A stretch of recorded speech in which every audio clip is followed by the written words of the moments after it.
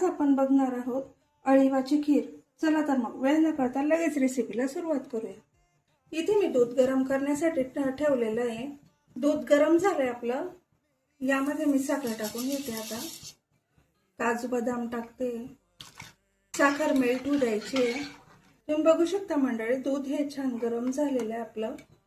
त्यामध्ये आता हे अळी टाकून घ्यायचे आपल्याला।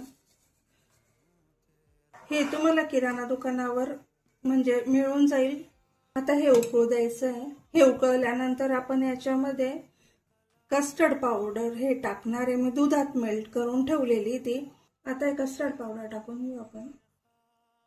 अळीवच्या ज्या गाठी झालेल्या असतात त्या आपल्याला मोडून घ्यायच्या आहे, म्हणजे ते एकमेकाला चिटकतात।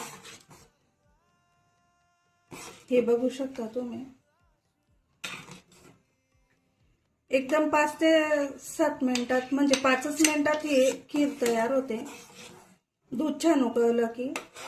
आणि अळीव हे भिजलेलेच असतात आपले पहिले, त्यामुळे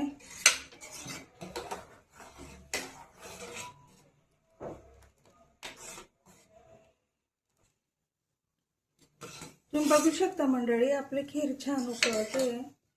अशी एक 5 मिनिटच आपल्याला उकळवायची आहे। आणि तुम्ही म्हणणार हे कसं शिजलं ओळखायचं ग असं, तर याला काही नाही, तुम्ही फुलवलेले असले ना पाण्यामध्ये तर हे फुलतात छान, तर शिजले असं समजून घ्यायचं। तुम्ही बघू शकता की असे छान फुगलेत असं मस्त याच्या दुधामध्ये, तर ती खीर झालेली आपली। आता आपल्याला याच्यामध्ये इलायची पावडर टाकायची। बघा मी इलायची पावडर टाकते चवीसाठी। आता गॅस बंद करून घ्यायचा आपल्याला आणि आपण सर्व करून घेऊया। मंडळी बघू शकता आपली अळीवची खीर तयार आहे। यात तुम्ही जेव्हा खाणार त्यावेळेस 1 चमचा साजूक तूप वरतून घ्यायचंय फक्त।